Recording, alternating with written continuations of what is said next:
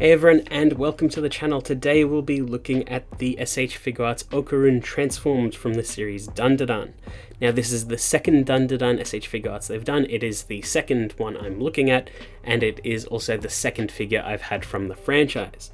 Now if you haven't read or watched Dun Da Dun, I highly recommend it. It is a very good series, and the anime is a pretty damn good adaptation of the manga. It is annoying that it ends on a cliffhanger, and season 2/core 2 will be coming in July, but if you read it, it's fine. And this is the first Okarun figure that I've looked at, and it's the first posable one that's coming out. Figma will be doing one later this year, and Revoltech have announced that they will be handling one as well, which, as soon as they made that announcement, made me think that this figure is trash, because the way that Revoltech and Amazing Yamaguchi do their figures now, they might look a bit funky, but posability is the highest priority. And I know that they will do a really good Okarun. But that doesn't mean that S.H.Figuarts isn't any good, it's just that I'm pretty sure a better one will be on the horizon. I'm really at odds on the Figma one, just because Figma in general have disappointed me a lot in the past, especially recently, but S.H.Figuarts have been doing pretty good. But some of their other IPs, like One Piece or one-off series, aren't nearly as good as like their core Dragon Ball or Naruto series. Anyway, enough of that. We're talking about Okarun today, and this is his transformed form. I would like them to do a standard one, but I fully understand why they went this path. And he's looking pretty good. The box is designed extremely similar to the Momo, just a little bit bulkier, and it looks quite good. And taking Okarun out of the box, here's what he comes with. So he's got 5 faces, he's got a swappable jaw piece. Well, he's actually got 2 swappable jaw pieces. One is half and one is full. He's got his glasses, a bunch of different paired hands, and one single individual hand. And that's pretty much it. It is a pretty good loadout in terms of accessory number. A lot of the faces do look very similar, but we will be getting into that. But the way that the jaw pieces are structured changes the expression of the figure quite a bit, so you do get a lot of options, even if it doesn't seem like it. But again, 5 faces is quite a lot for a Figuarts. It's just that the expressions do kind of seem similar, but they are very context sensitive. But taken out of the box and put on a display here is Okarun. And honestly, he does look pretty weird. The proportions are strange on this figure, and I think a lot of that comes down to you don't typically see transformed Okarun standing stock still or upright. He's usually slouched over and awkward, and I think that's why this figure looks a little bit weird, and I feel like a similar thing will be the case with like the Figma and the Revoltech. But as it stands, putting them in a stock standard pose like this, they do not look very good, but this is how they come out of the box, and generally the detail and sculpt look really nice. It's just the proportions are a little bit awkward, very cartoonish, but it does sort of make sense because he is like a transformed, possessed being. But just sort of like the Dorito chest triangle looks a little bit funny. Here he is next to the Momo, so you can see how they stand together. And if you slouch him, he looks quite a bit better. This is his more natural state. Up against Momo, and I think it looks much better when he's slouched, and when you cave in his arms a bit, activating the butterfly, it looks more like Okarun. But moving right into posability, he's got a ball joint at the head and neck. It is a double ball joint. If you aren't careful posing it, you will pop off the face. It does also say to be careful of the bangs, as they are apparently quite fragile, and there's a lot going on with the face because it is a layered system of the face, the glasses, then the bangs, and once you add in the jaw, it is another element as well. You just need to be careful with that double ball joint because you will probably pop off the face quite often. But he's got a hinge at the arm and a ball joint. It moves in that far on the butterfly and rotates all the way around. The arm can swivel a little bit at the ball joint.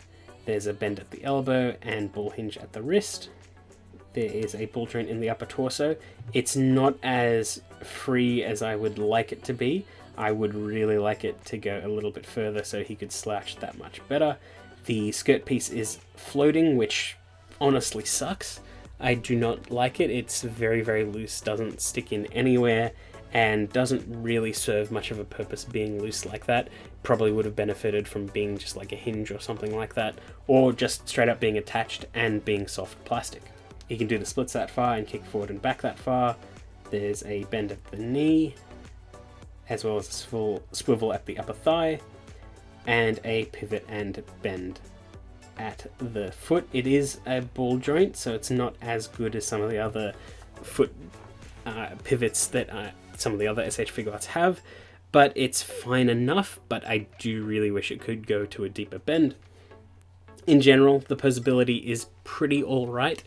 It could have been better and should have been better, honestly, and the worst parts are the chest and the feet.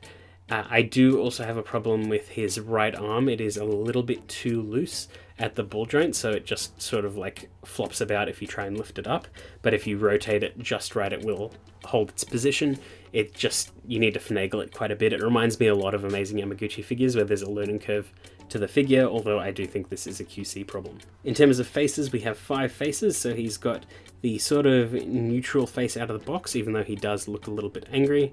He's got a looking down face, and this looks a bit better when you actually do have his chin tilted up and he's looking down at you. It's much more obvious that way. He's got a shouting face. He's got an angry eyes face, even though he does look quite neutral. It's the eyes have changed just a little bit. And he's got a looking to the side face. Now, all of these faces do look pretty damn similar, and they are very, very similar, but it's all in the eyes. And I think that that was an intentional choice because a lot of the time you will be covering it up with the jaw piece, and if you're going to cover the mouth anyway, you might as well put all the expression in the eyes. Even if there isn't a huge amount of expression changes, they are still different enough to warrant them being different faces. And the way you put these jaw pieces in, there is a piece of his hair that can just slot out. It's sort of like the Scouter system with the Dragon Ball figures, and then you just slot on the jaws.